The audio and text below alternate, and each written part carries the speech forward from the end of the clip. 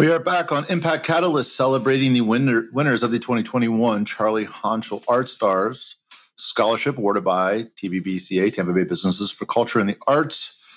Our winner we're celebrating today in the instrumental music category is Charlee Loyst. Good to see you. Hey there. And the venerable judge through which all success flows in this category is Paul Wilborn. Good to see you, Paul. Hey, Joe. How you doing? Living the dream. Charlie, we haven't met, so it's great to see you. Yeah, I it's only really saw you nice. on video, I guess, when I was judging. So it's great to see the person. You had your back to the camera because you were playing the piano. I did. Although I did have a really fun time recording that.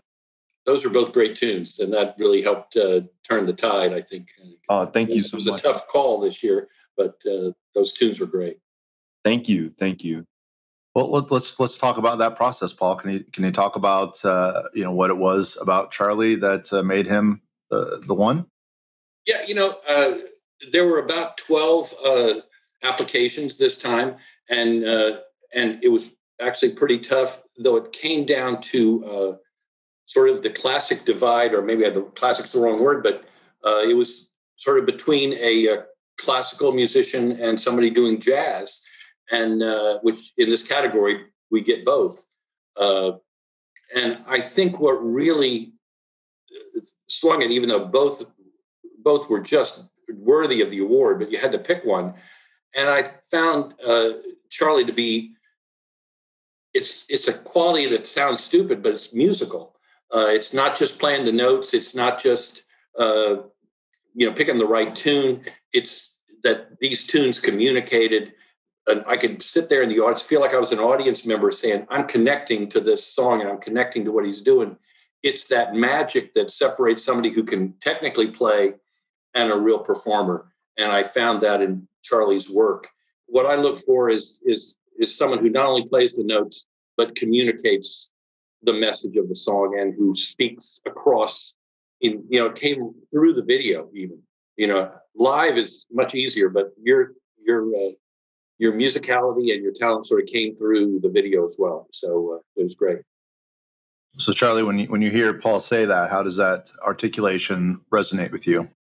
Well, I would like to say that I really appreciate that because especially as a jazz musician, one of my goals, my main goals as a jazz piano player is to be able to master the craft so that I'm able to not just play music, but I'm able to tell a story with it. And hearing that that's really impactful. So I really appreciate that. What sets them apart and what sets a real good performer apart is the ability to tell that story so the song connects beyond the notes. And so anyway, I was impressed with that. So Charlie, as you've honed your craft, you can obviously choose from many different types of music and different sort of musical paths. Why jazz? Why the one you're walking now? So it's really interesting. That's a great question. I'm glad you asked that. So I've been playing piano for around 13 years now, pretty off and on. But in the beginning, for about the first 8-9 years of it, I was only playing classical music, being classically trained, and I was taking private lessons. But honestly, I didn't quite enjoy it that much. I found that it felt more forced upon me rather than something that I wanted to do. But when I was graduating from middle school and going into high school, I found out I went to Lakewood High School, and I found out that they had a really phenomenal jazz program there.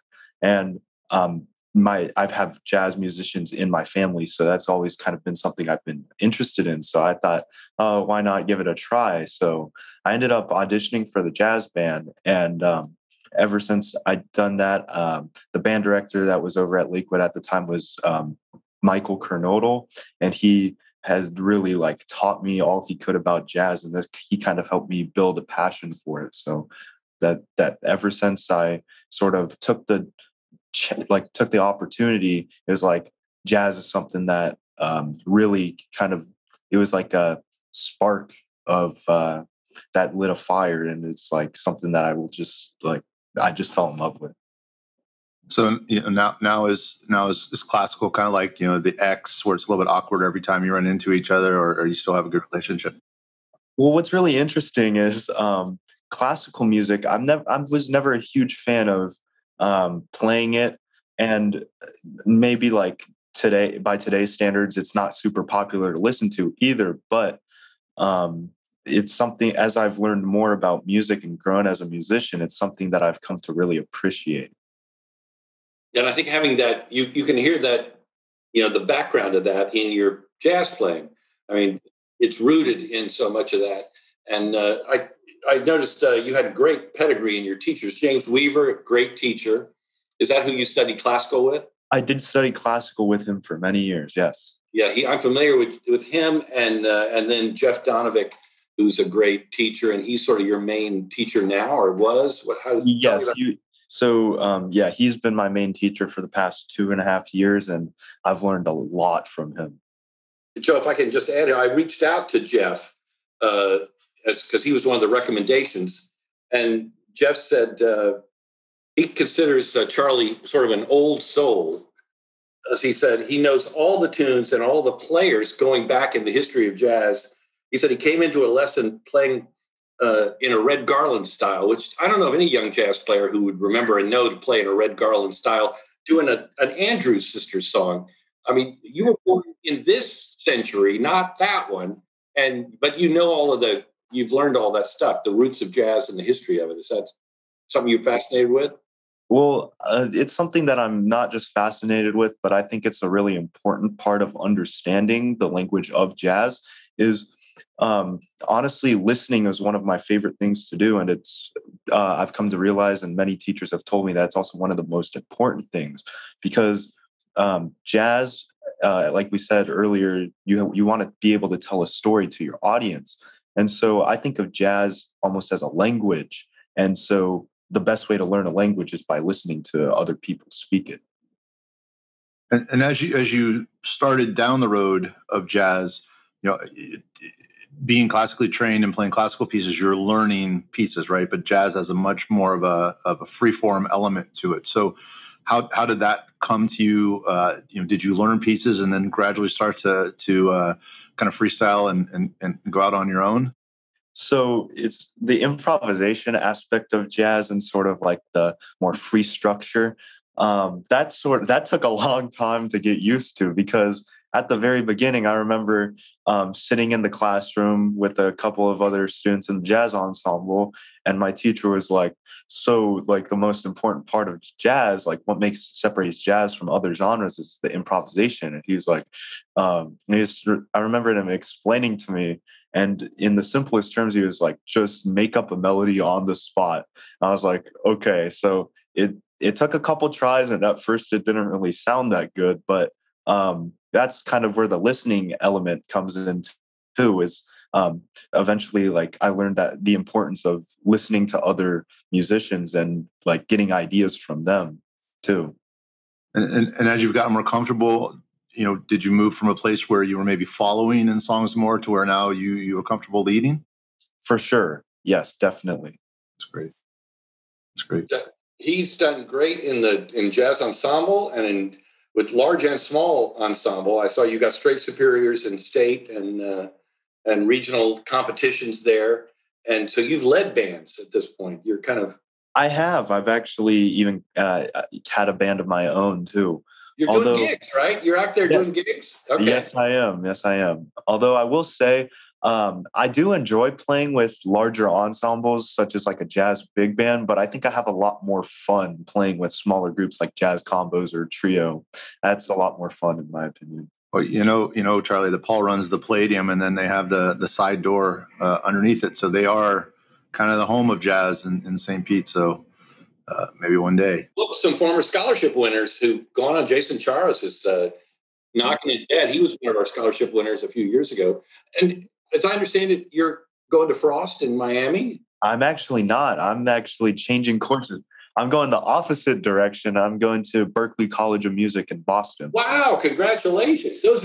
Frost is a great school, but Berklee, that's great. That wasn't on your application. That's great. Well, at the time, I had been pretty close with the piano department director at Frost School of Music. So for a little while, it was looking like I was going there. But I had also always been interested in Berklee, and I've actually received. I did theirs through their summer program. It's called Aspire. It's like a 5-week music performance intensive program, and I was able to audition early for Berklee. And through that program, I actually received a half-ride scholarship to Berklee. So.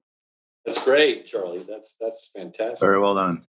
So with that great school laying ahead of you, squint your eyes and look into the future. What do you see yourself doing, for the next decade or so? What's the hope?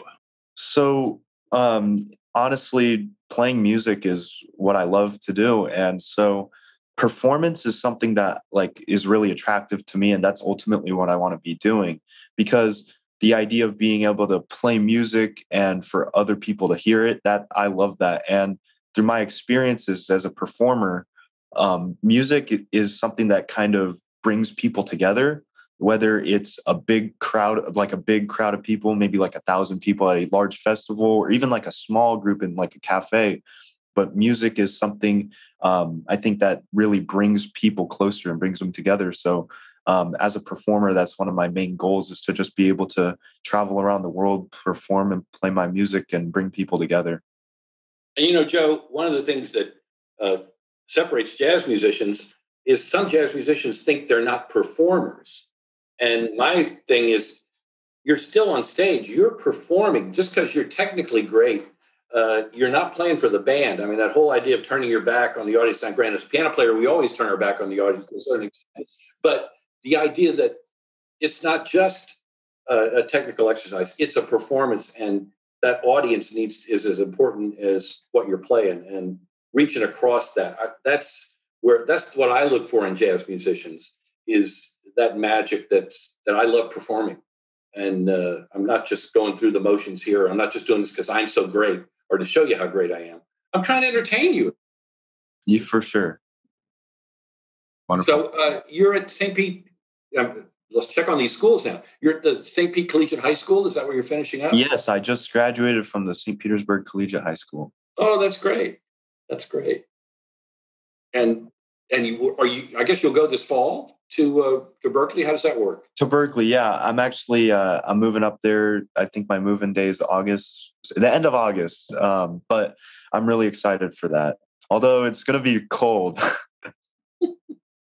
And of course, you read the fine print in the scholarship that as soon as you're done, you have to move back to Tampa Bay and stay here for the rest of your life, right? You're not allowed to go anywhere else. You can travel. You can travel for gigs, but that's it. Then you have to. All right, for sure. Well, congratulations! It's a great win, well deserved, and we're happy to celebrate you. And we'll look forward to you representing Tampa Bay up in Boston before you immediately return back afterwards.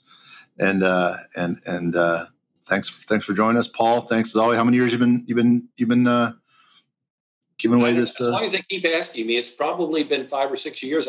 It's great. I knew Charlie Hunchel and was a big fan of Charlie, so it's a real honor to be one of the judges. Charlie was just a wonderful guy, and I've met so many great musicians. I don't know if we're going to be able to do a live, actually in-person award ceremony as we used to. I don't think that's happening this year.